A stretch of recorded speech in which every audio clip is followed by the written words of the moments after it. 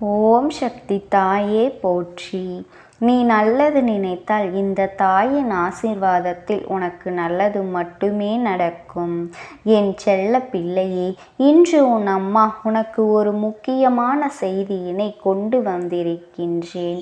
என் குழந்தையே, அது என்ன முக்கியமான செய்தி என்றுதானே கேட்கின்றாய்? என் செல்ல பிள்ளை, உன்னை விட்டு பிரிந்த ஒரு ஆத்மா உன் இல்லத்தை சுற்றி வந்து கொண்டிருக்கின்றது. இந்த ஆத்மா சாதாரணமாகவெல்லாம் உன்னை சுற்றி வரவில்லை. உன்னிடத்தில் ஒரு உண்மையை சொல்லிவிட வேண்டும் என்று துடித்து கொண்டிருக்கின்றது. அப்படி என்ன உண்மையை உன்னிடத்தில் இவர்கள் சொல்லப் போகின்றார்கள் என்பதையும் நிச்சயமாக என் பிள்ளை நீ தெரிந்து கொள்ள வேண்டும் அல்லவா? என் அன்பு குழந்தையே, இந்த அம்மா ஒரு விஷயத்தை உனக்கு சொல்கின்றேன் என்றால் நிச்சயமாக அதன் பிறகு என்ன இருக்கின்றது, அதன் பிறகு என்ன முக்கியத்துவம் என்பதையும் நீ புரிந்து கொண்டு அதிலிருந்து நீ பெற்றுக்கொள்ள வேண்டும். உனக்கான நன்மைகளை நீ என்னிடத்திலிருந்து ஏற்றுக்கொள்ள வேண்டும். என்ன நடந்தாலும் நாம் வாழ்க்கையில் எப்பொழுதுமே இப்படித்தான் இருக்கப் போகின்றோம். ஆனால் ஒரு சூழ்நிலையில் என் தங்க பிள்ளை, ஒரு ஆத்மாவானது இந்த உலகத்தை விட்டு சென்ற பிறகு கூட உன்னை தேடி தேடி வருகின்றதென்றால் நிச்சயமாக அதனை நீ தெரிந்து கொள்ள வேண்டியது அவசியம், கட்டாயமும் கூட. என் பிள்ளையே, இவரை நினைத்து நினைத்து நீ வருத்தப்படாத நாட்களே இல்லை. உன்னை விட்டு பிரிந்த இந்த ஆத்மாவானது உனக்கு நல்லது செய்ய வேண்டும் என்று வந்திருக்கின்றதா, அல்லது ஏதேனும் ஒரு விஷயத்தை உன்னிடத்தில் சொல்ல முயற்சி செய்கின்றதா என்று பார்க்கும் பொழுதுதான் உன் அம்மா எனக்கு புரிந்தது. இந்த ஆத்மாவானது உன்னிடத்தில் ஒரு உண்மையை சொல்ல துடித்து கொண்டிருக்கின்றது. இந்த உண்மையை நீ அறிய இருக்கின்றாய் என்பதுதான் இந்த ஆத்மாவின் மனதிற்கு கஷ்டமாக இருக்கின்றது. எத்தனையோ விஷயங்கள் உனக்கு நிச்சயமாக தெரிந்திருக்கின்றது. ஆனால் இந்த ஒரு விஷயம் மட்டும் உனக்கு தெரியவில்லை என்று சொல்லி அந்த ஆத்மாவானது உன்னிடத்தில் அதனை சொல்லிவிட வேண்டும் என்று துடிக்கின்றது. சமீபத்தில் இருந்து போன இவர் உன் மீது உயிரே வைத்திருந்தவர். உண்மையான அன்பு கொண்டு இந்த வாழ்க்கையில் எப்போதும் உன்னை எப்பொழுதும் சுற்றி சுற்றி வந்தவர். இப்போது உன்னால் தொட முடியாத தொலைவிற்கு அவர் இந்த இடத்திலிருந்து சென்று விட்டார். இந்த ஆத்மாவானது உன்னை தேடி வந்த பொழுதில், உன்னை தொட முயற்சி செய்யும் போதும் உண்மை உன்னை ஆற தழுவ வேண்டும் என்று அது ஆசைப்பட்டது உண்மைதான். ஆனால் அது நடக்கவில்லை. அந்த முயற்சி செய்யும் பொழுதுதான் உயிரோடு அவர்கள் இல்லை. அந்த ஆத்மா என்று அதற்கு புரிந்தது. நாம் இந்த உலகத்தை விட்டு சென்று விட்டோமோ என்று நினைத்தது, வருத்தப்பட்டது, கண்ணீர் விட்டது, கதறியது. ஆனால் சற்றென்று அதற்கு ஒன்றுமே புரியாத யதார்த்தம் என்னவென்று, எல்லோருக்கும் இது போன்ற ஒரு சூழ்நிலை ஒரு நாள் வரத்தான் செய்யும். பிறக்கின்ற எல்லோரும் ஒரு நாள் இங்கிருந்து சென்றேதான் ஆக வேண்டும். நினைத்தாலும் இங்கு தங்கிவிட முடியாது. எல்லோருமே இந்த பூமியில் வந்து செல்கின்ற விருந்தாளிகள்தான் என்பதனை நீ புரிந்து கொண்டாலே போதும். சற்றென்று அழுகையை நிறுத்திவிட்டு உன்னோடு பேச அவர்கள் துடித்து கொண்டிருக்கின்றார்கள். அப்படி உன்னிடத்தில் எந்த விஷயத்தை இவர்கள் பேச நினைக்கின்றார்கள்? அவர்கள் பேச நினைத்த விஷயத்தினால் உன்னுடைய வாழ்க்கையில் ஏதேனும் மாற்றங்கள் வருமா? உனக்கு தெரியாத உண்மை ஏதேனும் அவர்களுக்கு தெரிந்திருக்குமா என்பதனை நிச்சயமாக இப்பொழுது இந்த அம்மாவின் மூலமாக நீ தெரிந்து கொள்ள வேண்டும். என் தங்க பிள்ளையே, இந்த உலகத்தை விட்டு நீ செல்ல வேண்டும் என்று யார் ஆசைப்படுவது நிச்சயமாக கிடையாது. யாரும் அது நமக்கு எப்பொழுது வரும் என்று எதிர்பார்ப்பதும் கிடையாது. இந்த உலகத்தில் அனைத்திற்கும் பேராசைப்படுகின்ற இந்த மனிதன் ஆசைப்படாத ஒரு விஷயம் என்றால் அது தன்னுடைய இறப்பு மட்டும்தான். அது மட்டும்தான் அந்த நேரத்தில் என்றுதான் எல்லோரும் நினைக்கின்றார்கள். அப்படி இருக்கின்ற இந்த நேரத்தில் இவர்கள் இந்த உலகத்தை விட்டு செல்லும்போது எதுவுமே அவர்களுக்கு சரியாக புரியவில்லை. இது எப்படி நடந்தது என்றுதான் திகைத்து நிற்பார்கள். ஆனால் அது நடந்துவிட்டது அல்லவா, இனி அதனை மாற்றவும் முடியாது. அவர்களின் மனதில் என்ன எண்ணங்கள் இருக்கின்றது, அவர்கள் எதை நினைத்து வருத்தப்படுகின்றார்கள், எந்த விஷயத்தை இப்போது உன்னிடத்தில் சொல்ல முயற்சி செய்கின்றார்கள் என்பதையெல்லாம் நீ தெரிந்து கொள்ள வேண்டும். அவர்கள் சொல்ல துடிக்கின்ற உண்மை ஒருவேளை இது நாள் வரையிலும் நீ தேடிக்கொண்டிருக்கின்ற உண்மையாக கூட இருக்கலாம் அல்லவா? என் பிள்ளையே, நீ செவி கொடுத்து உன் அம்மாவின் வாக்கினை முழுமையாக கேள். ஆத்மாவினுடைய உலகம் இது கிடையாது. அவர்களுக்கென்று ஒரு தனி உலகம் உண்டல்லவா? அதையும் தாண்டி ஒரு ஆத்மா இங்கே வருகின்றது என்றால், உன்னை சுற்றி உன்னோடு பேச வருகின்றது என்று ஆசைப்படுகின்றது என்றால் நிச்சயமாக அது அவர்களுக்கு சாதாரணமாக நடந்து விடாது. அது விஷயமும் கிடையவே கிடையாது. என் தங்க பிள்ளையே, அவர்களுக்கு ஆத்மாவின் உலகம்தான் சொர்க்கம். இங்கே வந்து நின்றால் அது அவர்களுக்கு நரக நெருப்பில் நின்றது போன்ற ஒரு உணர்வை நிச்சயமாக கொடுக்கும். அப்பேற்பட்ட கஷ்டத்தையும் தாண்டி உன்னோடு பேச துடிப்பதற்கும் உன் வாழ்க்கையில் தான் இருக்கின்றார்கள் என்பதையும் உனக்கு அவர்கள் உரைத்து உணர்த்து கொண்டிருக்கின்றார்கள். அப்படி செய்வதற்கு காரணம் என்ன தெரியுமா? உன் மீது வைத்திருந்த அளவற்ற அன்பு, உன் மீது கொண்ட அன்பினால் அவர்கள் உன்னை பிரிந்திருக்க நினைக்கவில்லை. ஆனால் அவர்கள் உன் மீது வைத்த அன்பை நீ விட அவர்களின் மீது இப்போது அவர்கள் இல்லை என்றுடன் தவித்து கொண்டிருக்கின்ற தவிப்பினை போல் ஏற்றுக்கொள்ள முடியவில்லை. நாம் சென்று விட்டோம். நாம் இருக்கும்போதே நம்முடைய ஆசைகள் எல்லாம் நம் குடும்பத்தில் இருப்பவர்களுக்கும் நம் மீது அன்பு கொண்டவர்களுக்கும் எப்போதும் சந்தோஷமாக இருக்க வேண்டும் என்பதும், ஆனால் தன்னுடைய இழப்பு இவர்களுக்கு இந்த வலியையும் வேதனையையும் எப்போதும் நினைத்து கொண்டிருந்தால் உன்னுடைய வாழ்க்கை கேள்விக்குறியாக மாறிவிடும் என்பதுதான் இந்த ஆத்மாவினுடைய மன வருத்தமாக இருக்கின்றது. எல்லா சூழ்நிலைகளையும் தாண்டி இந்த வாழ்க்கையில் உனக்கென்று இருக்கக்கூடிய நன்மைகளை பெற வேண்டும். எதற்காக இத்தனை நாளும் உனக்கான லட்சியத்தை நோக்கி ஓடி வந்தாயோ அந்த லட்சியத்தை வேண்டும் என்று நினைக்க வேண்டும். நீ நினைத்தால் இங்கு மாறாதது எதுவுமே இல்லை. நான் இந்த உலகத்தை விட்டு சென்று விட்டேன் என்பதற்காக நீ என்னையே நினைத்து வருந்தி நினைத்து கொண்டிருப்பாய். ஆனால் இங்கு நீ வாழ்கின்ற இந்த காலம் உனக்கு சந்தோஷமாக வாழ வேண்டாமா? இருக்கும்போதே உன் சந்தோஷத்தை கண்டு மகிழ்ச்சி அடைந்த நான் இல்லாத போது உன் சந்தோஷத்தை நிச்சயமாக தினம் தினம் இருக்கின்ற ஆசையோடு தானே உன்னை தேடி வந்தேன். ஆனால் நீயோ தினம் தினம் என்னை நினைத்து கொண்டு அழுது கொண்டு இருப்பதும் எந்த வகையிலும் எனக்கு விருப்பமில்லை. ஏனென்றால் நான் எப்படிப்பட்டவர் என்பதும் உனக்கு நன்றாக தெரியும். நான் நன்றாக வாழ வேண்டும் என்று ஆசைப்பட்டவர் எப்பேற்பட்ட சூழ்நிலையிலும் நான் வாழ்க்கையில் எதையும் சாதிக்காவிட்டாலும் அனைத்தையும் நீ சாதிக்க வேண்டும் என்று நினைத்து உன்னை ஊக்கப்படுத்தி கொண்டிருக்கின்றவர். அப்படி இருக்கும் பொழுது என்னுடைய இழப்பு உனக்கு வாழ்க்கையில் இத்தனை தலைகீழ் மாற்றத்தை நிச்சயமாக கொண்டு வந்திருக்க கூடாதல்லவா? வாழ்க்கையின் யதார்த்தம் நடந்து முடிந்த விஷயத்தை எண்ணி எண்ணி அவசியம் மேலும் மேலும் நல்லதையே நினைத்து வருத்தப்பட்டு கொண்டிருந்தால், நடந்ததையே நினைத்து வருத்தப்பட்டு கொண்டிருந்தால் இனி வரக்கூடிய எதிர்காலம் உனக்கு சூனியமாக மாறிவிடும் என்பதனையும் மறந்துவிடாது. இந்த நேரத்தில் வெற்றி பெறுவதற்கு உனக்கு வாய்ப்புகள் அதிகமாக கொண்டும் அதனை விட்டு விடாமல் உன் வெற்றியை நோக்கி நீ பயணம் செய்து கொண்டே இருக்க வேண்டும். இறந்து போனவர்கள் உன்னை விட்டு சென்றார்கள் என்று நினைத்து நீ வருத்தப்பட்டு கொண்டிருப்பாயானால் அதனால் உனக்கும் உன்னுடைய உடலுக்கும் நோய்கள் வரும் என்பதனை நீ புரிந்து கொண்டு அதிகமான விஷயத்தை பற்றி மட்டும் யோசிப்பது தவறு. அதே நேரத்தில் ஒரு விஷயத்தை பற்றி நீ அறிந்திருப்பாய் என்பதையும் முதலில் நீ புரிந்து கொள். இந்த நேரத்தில் உன்னுடைய வாழ்க்கையில் எப்போதுமே நான் என்னவெல்லாம் செய்ய நினைக்கின்றேனோ அதையெல்லாம் ஒரு ஆத்மாவாக இருந்து உனக்கு நான் செய்து கொண்டிருக்கின்றேன். அந்த யதார்த்தத்தை நீ உணர வேண்டும். பிறப்பு போல் இறப்பும் உண்டு என்பதையும் உணர்ந்து கொள்ள வேண்டும். இனிமேல் இதனை யாராலும் நிச்சயமாக தடுக்க முடியாது என்பதனை நீ புரிந்து கொள்ள வேண்டும். இப்படித்தான் அந்த ஆத்மா உன்னோடு பேச நினைக்கின்றது. என் அன்பு குழந்தையே, அவர்களை பற்றி நீ கவலைப்பட வேண்டிய அவசியமே இல்லை.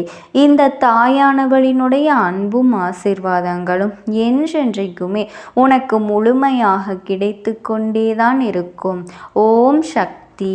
ஓம் ஆதிபராசக்தி. எல்லோரும் உன்னை ஒதுக்கி வைக்கின்றார்கள். எல்லோரும் உன்னை ஏளனமாக பார்க்கின்றார்கள். யாரும் உன்னை எந்த ஒரு விஷயத்திற்காகவும் சேர்த்து வைப்பது கிடையாது. நீ நல்லதை செய்தாலுமே அதில் ஒரு குற்றம் குறைகளை பார்த்து கொண்டுதான் இருப்பார்கள் என்று என் குழந்தை நீ வருத்தப்பட்டு என்னிடத்தில் முறையிட்டாய் அல்லவா? என் தங்கமே, உன் அம்மா நான் உனக்கு துணையாக இருக்கும் பொழுது நீ எதை பற்றியும் கவலைப்பட்டு கொண்டிருக்காதே. நீ உண்மையாக ஒரு விஷயத்தை செய்வதனால்தான் இந்த அம்மாவினுடைய அன்பும் ஆசீர்வாதங்களும் உனக்கு கிடைத்திருக்கின்றது. அப்படி என்றால் நீ ஒன்றை நன்றாக புரிந்து கொள்ள வேண்டும் என் குழந்தையே. எத்தனை பேர் உன்னை என்னவாக நினைத்தாலும் சரி, வாழ்க்கையில் உன்னை எந்த இடத்தில் ஒதுக்கி வைத்தாலும் சரி, இந்த வாழ்க்கையில் உன்னை உன் அம்மா நான் உயர்ந்த நிலைக்கு கொண்டு செல்வேன் என்பதனை மட்டும் நீ புரிந்து கொள்ள வேண்டும். யாரும் இல்லை என்று வருந்தாமல் எந்த ஒரு சூழ்நிலையிலும் உனக்காக இந்த அம்மாவின் உன் இல்லத்தில் நின்று கொண்டிருப்பேன் என்பதனை மட்டும் நீ மறந்து விடாதே. என் தங்க பிள்ளையே, பணம் மட்டும்தான் உலகம் என்று நினைத்த சில நல்ல மனங்களை கொண்ட மனங்களை காயப்படுத்துகின்றார்கள் அல்லவா? அப்படிப்பட்ட மனது இந்த பூமியை தவிர வேறு எங்கும் செல்லாதபடி ஆகும். இன்று உயிரோடு இருக்கும் வரை மட்டுமே அதை அனுபவிக்க முடியும். ஒருவேளை நாளை அவர்கள் இறந்து விட்டால் அதை கூட அவர்கள் எடுத்து செல்ல முடியுமா? நிச்சயமாக முடியாது. இதையெல்லாம் அவர்களுக்கு உணர்த்தக்கூடிய காலம் வந்துவிட்டது.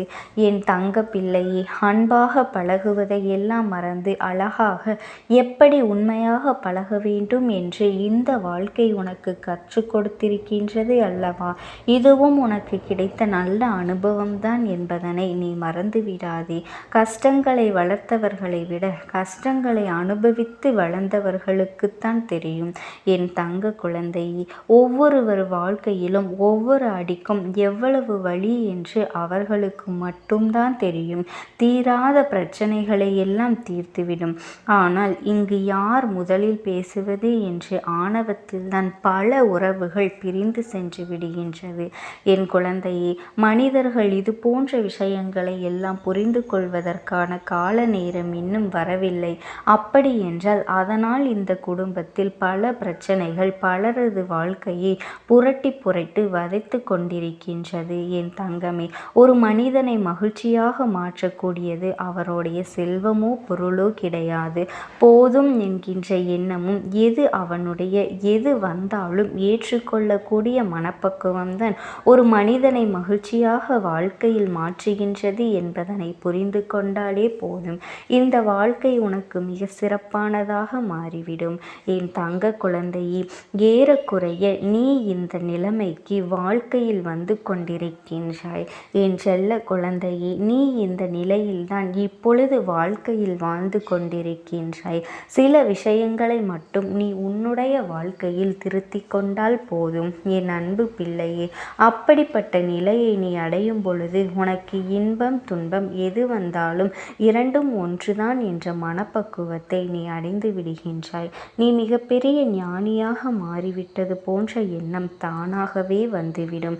எல்லா சூழ்நிலையிலும் உனக்கான நேரம் நீயாகவே உருவாக்கி கொள்ள தொடங்கிவிட்டாய் அல்லவா? அது மட்டுமல்ல என் அன்பு பிள்ளையே, உனக்கான நேரத்தை நீயே உருவாக்க தொடங்க வேண்டும். உனக்காக வேறு யாரும் வந்து எந்த ஒரு விஷயத்தையும் நிரூபிக்க முடியாது அல்லவா? அப்படி வேறு யாரும் நிரூபித்தாலும் அது உன்னை விட சிறப்பாக இருக்காது என்பதனை நீ புரிந்து கொள். இப்படித்தான் நான் இருக்க வேண்டும் என்று சொல்லி யாரையும் ஒரு அடியாக திருத்திவிட முடியாது அல்லவா? என் குழந்தையே, என்னவோ எண்ணங்கள் உன் மனதில் எப்பொழுதும் இருந்து கொண்டே இருக்கும். இத்தனை பேரும் உன்னை சுற்றி நடந்து கொண்டிருந்த செயல்களை பார்க்கும் பொழுது மனது படுகின்ற பாடு என்னவென்று உன் அம்மா நான் அறிவேன் அல்லவா? என் தங்க பிள்ளையே, எனக்கு கோடி கோடியாக கொட்டி கொடுத்து என் மேல் வந்து கொட்டினாலும் அவர்கள் நினைத்த காரியத்தை நான் ஒருபொழுதும் செய்வதற்கு அனுமதிக்க மாட்டேன் என்பதனை நீ தெரிந்து கொள். அது மட்டுமல்ல, அவர்களின் வேண்டுதலுக்கு ஒருபொழுதும் நான் செவிசாய்க்க மாட்டேன் என்பதனையும் நீ புரிந்து கொள்ள வேண்டும். பணம் என்ற ஒன்று இந்த தெய்வத்திடம் ஒரு பொழுதும் செல்லாது என்பதனை நீ புரிந்து கொள். உண்மையான அன்பு என்ற ஒன்று மட்டும் இருந்தால் போதும். என்னிடத்தில் வந்து நிற்கின்ற எல்லோரும் அவர்கள் வாழ்க்கையில் கேட்ட வரங்களை எல்லாம் நான் நிச்சயமாக செய்து கொடுப்பேன் என்பதனை நீ ஒரு நாளும் மறந்துவிடக் கூடாது. என் தங்க பிள்ளையே, உனக்கு ஒரு அனுபவம் கிடைக்கும் வரை யாருடைய அறிவுரைகளையும் அப்படியே நீ முழுமையாக நம்பி கேட்டு விடாதே. ஏனென்றால் கஷ்டங்களை எல்லாம் அப்படியே முழுமையாக நம்பிவிட பார்த்தால் ஒன்றுமே தெரியாது. அதையெல்லாம் அனுபவிப்பவருக்கு மட்டும்தான் தெரியும் இந்த வலியும் வேதனையும் என்னவென்று. வாழ்க்கையில் கடினமான பக்கம் என்றால் என்னவென்று நான் இன்னொருவருக்கு கஷ்டம் என்று நம்முடைய கஷ்டத்தை போல அவர்கள் சொல்கின்றார்கள். அப்படி என்றால் அப்பொழுது நம்மால் எளிமையாக புரிந்து கொள்ள முடியும் அல்லவா? அதை விட்டு கொடுத்து ஒருவர் சுலபமாக இருந்து கொண்டு கஷ்டமாக இருந்து கொண்டு மற்றவர்களுக்கு வருகின்ற கஷ்டத்திற்கெல்லாம் அறிவுரைகளை சொன்னால் நிச்சயமாக எப்படி ஏற்றுக்கொள்ள முடியும் என்பதனை என் தங்க பிள்ளை, வாழ்க்கையில் எல்லா கஷ்டங்களையும் நமக்கு வரும் பொழுது மட்டும்தான் அது புரியும். அவர்களுக்கு எத்தனை வேதனை மற்றவர்களும் அடைந்திருப்பார்கள் என்ற விஷயத்தை நீ தெரிந்து கொள்ள வேண்டும். எத்தனை வழிகளை அவர்களும் கடந்து வந்திருப்பார்கள் இந்த வாழ்க்கையில் என்று உனக்கு தெரிய வேண்டும். இந்த வாழ்க்கையில் நீ இன்னும் அனுபவிக்க வேண்டிய சூழ்நிலைகள் நிறைய இருக்கின்றது. என் தங்க குழந்தையே, நீ இப்பொழுதே உன்னுடைய மனதை வலிமையாக்கி கொள்ள வேண்டும். இனி வாழ்க்கையில் ஒரு பொழுதும் சோர்ந்து போய் நிற்கக்கூடாது. இனி வரும் நாட்கள் எல்லாம் இதைவிடவும் சற்று கடினமாகத்தான் இருக்கும். ஆனாலும் நீ கவலைப்படாதே. இதுநாள் வரையிலும் நீ அனுபவித்த கஷ்டங்களும் வேதனைகளும் அவற்றையெல்லாம் உன்னை எளிதாக கடந்து வர வைத்துவிடும். என் பிள்ளையே, என்றும் உன் வாழ்க்கையில் உனக்கு நம்பிக்கை குறையக்கூடாது. நீ நல்ல நிலையை அடைய வேண்டும் என்றால் உன்னுடைய தன்னம்பிக்கையானது இன்னும் அதிகமாக வர வேண்டும். ஒரு பொழுதும் குறைந்துவிடக்கூடாது. நீ வளர்த்து கொள்ள வேண்டும் அல்லவா? அது மட்டுமல்ல என் பிள்ளையே, நீ எல்லா வசதியும் வாய்ப்போடு இருக்க வேண்டும், பணம் நிறைய சம்பாதிக்க வேண்டும் என்று சிந்திக்காமல் வாழ்க்கையில் நிம்மதியாக இருக்க வேண்டும், அன்போடு இருக்க வேண்டும், கிடைத்ததை அனுபவித்தால் போதும் என்ற மனப்பக்குவத்தோடு நீ இருக்க வேண்டும். இது உனக்கான வாழ்க்கை, உன்னுடைய வாழ்க்கை என்பதனை நீ புரிந்து கொண்டாலே போதும். என் பிள்ளையே, மற்றவர்களை பார்த்து ஒரு பொழுதும் என் பிள்ளை அவர்களைப் போல ஆடம்பரமாக வாழ வேண்டும், அவர்களைப் போல செலவுகள் செய்ய வேண்டும் என்று அவர்களைப் போல நடந்து கொள்ள வேண்டும் என்றும் ஆசைப்பட்டால் அது தவறு இல்லை. உன்னுடைய சூழ்நிலையை உணர்ந்து கொள்ளாமல் பிடிவாதமாக இதையெல்லாம் செய்யும் பொழுது உனக்கு கஷ்டங்களைத்தான் மேலும் மேலும் வந்து கொண்டிருக்கும் என்பதனை நீ மறந்துவிடாதே. இப்போது உன்னிடத்தில் எது இருக்கின்றதோ அதை வைத்து நீ நிம்மதியாக வாழ வேண்டும். உனக்கான எல்லா செல்வங்களும் உன்னை வந்து சேரும். உனக்கான உயர்ந்த நிலைமையை நீ அடையத்தான் போகின்றாய். ஆனால் தற்பொழுது நீ என்ன நிலையில் இருந்து கொண்டிருக்கின்றாயோ அதை மட்டும் அப்படியே ஏற்றுக்கொள். மற்றவர்களை நம்மை பார்த்து பொறாமைப்பட வேண்டும் என்பதற்காக சில காரியங்களை எல்லாம் நீ ஒரு பொழுதும் செய்யக்கூடாது, செய்யவே செய்யாது. ஏனென்றால் என்றால் ஒருவர் வசதியாக இருக்கின்றார்கள் என்றால் நாமும் வசதியாக இருக்க வேண்டும் என்று அவசியமில்லை. அவர்கள் வசதியாக இல்லை என்றாலும் எதற்காக அவர்களை பார்த்து நாம் மகிழ்ச்சியடைய வேண்டும்? அதே போலத்தான் நான் வசதியாக இருக்கின்றாய், சந்தோஷமாக இருக்கின்றாய் என்றால் உன்னை பார்த்து மற்றவர்கள் பொறாமைப்படக்கூடாது. உன்னுடைய வளர்ச்சியை பார்த்து அவர்கள் சந்தோஷப்பட வேண்டும். எத்தனை நாட்கள் அவர்கள் கஷ்டமாக இருந்தாலும் பல பிரச்சனையிலேயே இருந்தார்கள், குடும்ப பிரச்சனையில் இருந்தார்கள்.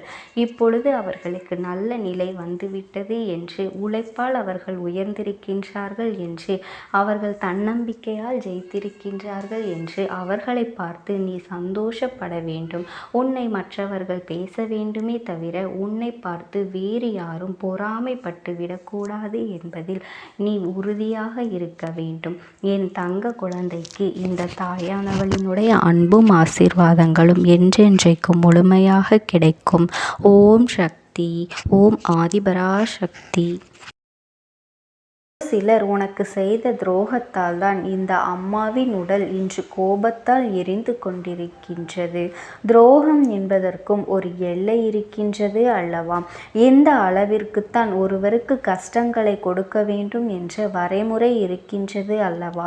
அதையும் தாண்டி ஒருவர் வாழ்க்கையை கெடுக்கும் பொழுது அவர்களுக்கு கொடுத்திருக்கின்ற இந்த வாழ்க்கையில் தேவையில்லாத இந்த காரியங்களை செய்யும் பொழுது இந்த அம்மாவின் உடல் அதை தேடி வந்து அவர்களுக்கான தண்டனையை கொடுக்கப் போகின்றேன். என் தங்க குழந்தையே, இன்று இவர்கள் செய்கின்ற விஷயங்கள், சில விஷயங்களை கண்டு மனமுடைந்து உனக்காக வந்திருக்கின்றேன்.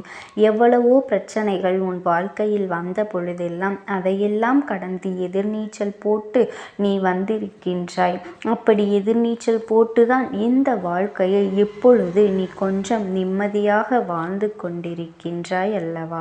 என் செல்ல குழந்தையே, இந்த வாழ்க்கையில் படாத அடிகளையும் மிதிகளையும் பட்டு ஒரு கட்டத்தில் வந்து நிற்கும் பொழுதுதான் இந்த துரோகிகளினால் மனமுடைந்து போய் மறுபடியும் பாதாளத்தில் செல்கின்ற நிலைக்கு உன்னை தள்ளப் போகின்றார்கள்.